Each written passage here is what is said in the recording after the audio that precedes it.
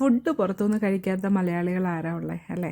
ഇപ്പം ഓസ്ട്രേലിയയിൽ നമ്മൾ ഫുഡ് എപ്പോഴും പുറത്തുനിന്ന് കഴിക്കുക എന്ന് പറഞ്ഞാൽ അത് അത്ര വലിയ ഈസി ആയിട്ടുള്ള കാര്യമല്ല. കാരണം തന്നെ എക്സ്പെൻസ് തന്നെയാണ് കേട്ടോ. അപ്പോൾ നമ്മളൊരു റെസ്റ്റോറൻറ്റിൽ പോയി കഴിഞ്ഞ് കഴിഞ്ഞാൽ നമ്മൾ ബുക്ക് ചെയ്തിട്ട് പോവുകയാണ് മിക്കവാറും ചെയ്യുന്നത്, അല്ലാതെ ഓപ്പണായിട്ടും പോകാൻ പറ്റും. അപ്പോൾ നമ്മൾ ഒരു റെസ്റ്റോറൻറ്റിൽ പോയി ഒരു ഫുഡ് കഴിച്ച കഥ പറയുകയാണ്. അപ്പം നമ്മൾ കഴിച്ച മെയിൻ സാധനം ഫിഷ് ആൻഡ് ചിപ്സാണ്. പിന്നെ അതിൻ്റെ ഒരു ഡിസേർട്ടാണ് ഏറ്റവും അട്രാക്റ്റീവായിട്ട് തോന്നിയത്. അപ്പോൾ ആ ഡിസേർട്ടിൻ്റെ പേരാണ് പാൻ കേക്ക് പക്ലോവ.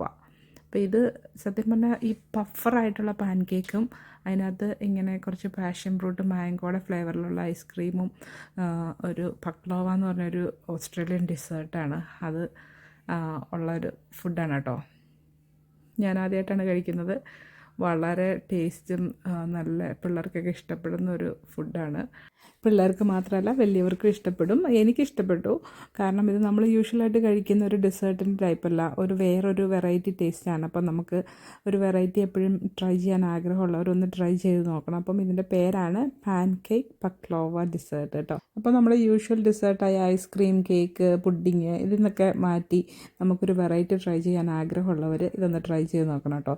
പല റെസ്റ്റോറൻറ്റുകളിലും കിട്ടും, പക്ഷേ ഞാൻ കഴിച്ചത് സ്പേസ് കിച്ചണിൽ നിന്നാണ്. അപ്പോൾ നിങ്ങൾക്ക് താല്പര്യമുള്ളവരൊന്ന് ട്രൈ ചെയ്ത് നോക്ക്. അപ്പോൾ എന്നിട്ട് അഭിപ്രായം പറയണേ. ബൈ.